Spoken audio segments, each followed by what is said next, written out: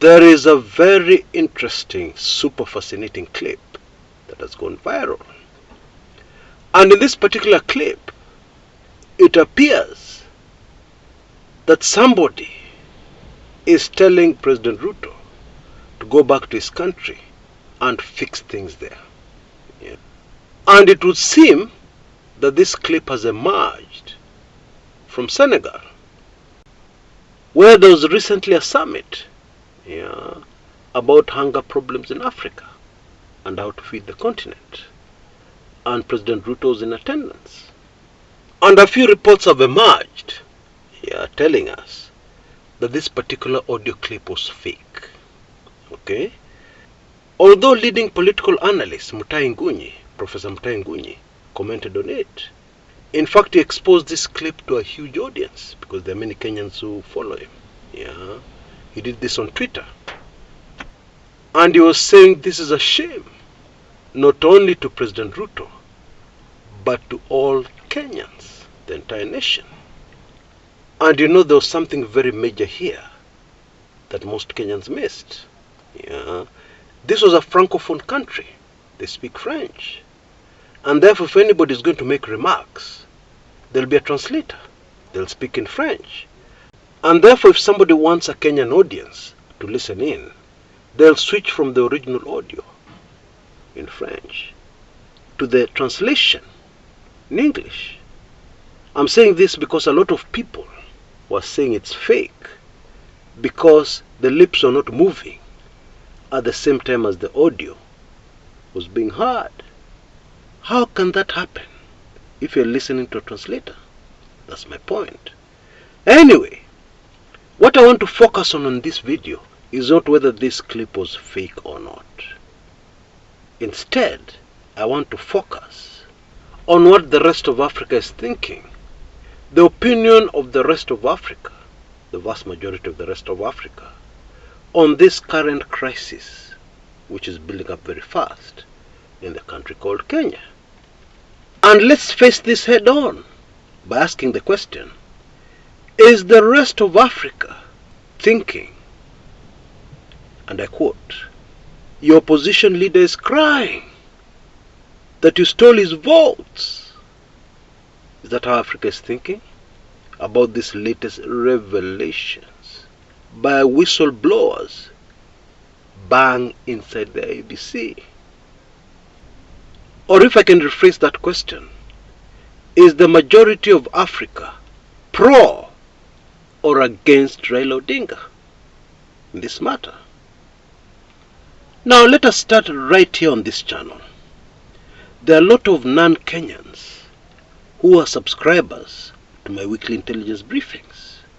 There are a lot of non-Kenyans from all over the world who follow this channel very closely. And there are many reasons for this. Some people have married beautiful Kenyan lasses. Oh yes, many, wako wengi. Because our women are very beautiful. They're irresistible to the rest of the world. They're intelligent. They can speak English fluently without any accent, many of them. And even the ones who speak with a slight accent are very intelligent. Yeah, this is very attractive to many men all over the world. You see, Wongo, it is the reality.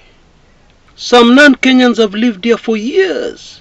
Some non-Kenyans went to school in Kenya, and they still have friends in this beautiful country, etc., etc. And then Kenya politics. Kenyan politics is drama bin drama. Kila siku.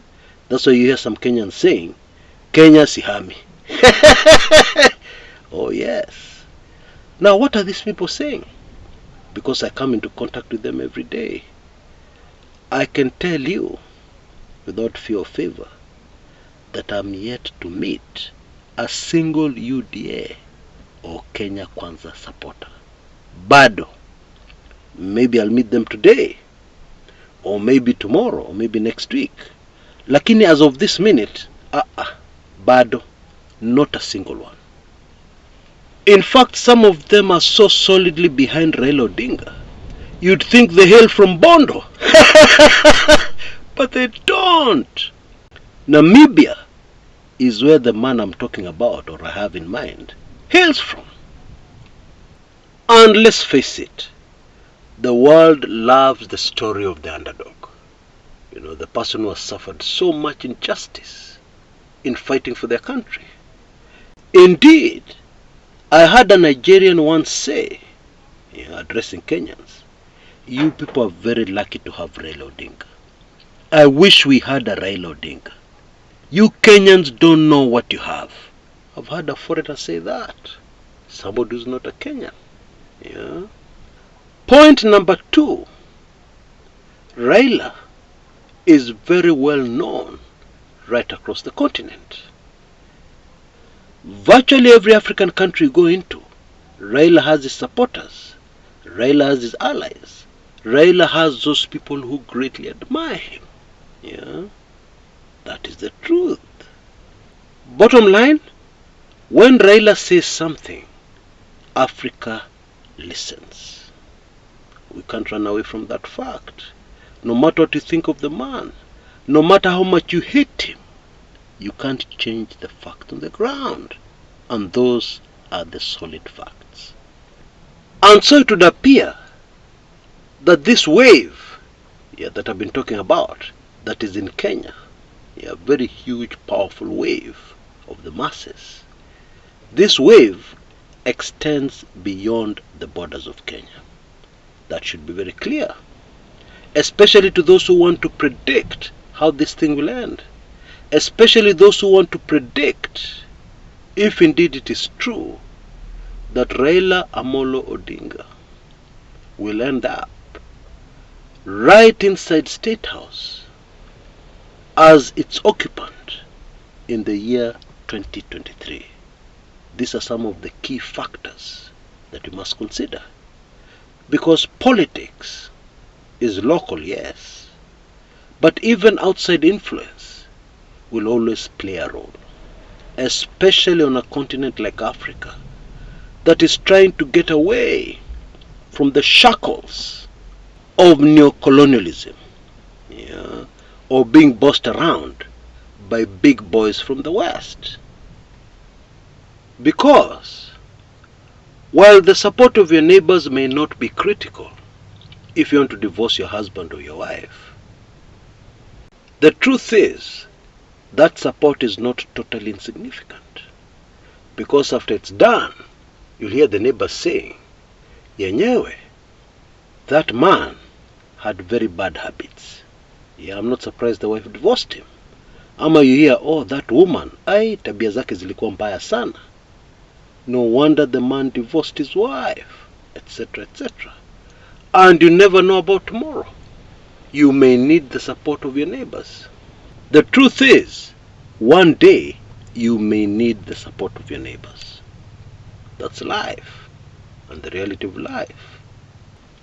Bottom line, we cannot dismiss the fact that whether the clip was fake or not, some of these non-Kenyans attending these conferences, these international conferences and summits, may be having the same sentiments as what we had on the audio. Go fix your country first. There's a huge problem in your country. And never forget, human nature is human nature. When people see that man who has divorced his wife, they'll start whispering, huyu ndo yule mtu, huyu ndo yule aliwacha bibi yake. People talk. It's human nature. People gossip. And I don't think it is comfortable for a head of state, a president, to have people gossiping behind his back about his or her legitimacy. It can't be a good feeling. It can't be a good thing for any leader anywhere in the world. No man is an island by himself. No country is an island, even if it is actually an island. And that's why information in one of my latest WIBs about wale wageni, watu wa nje, walisaidia mambo yafanyike vile yalifanyika in the last presidential elections should be super fascinating. Yeah, because I detail in this WIB precisely and exactly what happened. And even more important, why it happened. Yeah, the why, in my opinion, is very critical in understanding what went down and what is still going on right now. And trust me, the why will blow your mind. Yeah, because many people focus on Kenyan politics.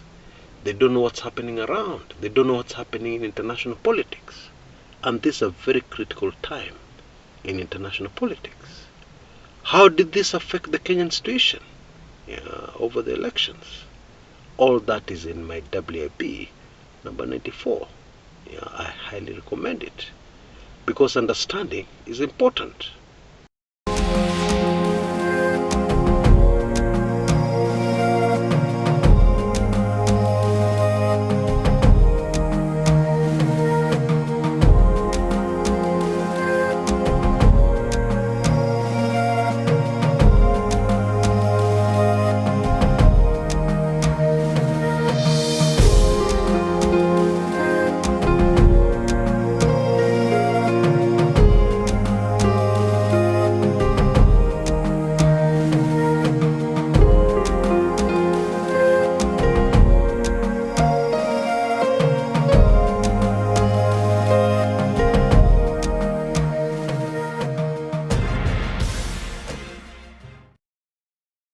And then you'll also appreciate the real impact of what I've revealed in this video.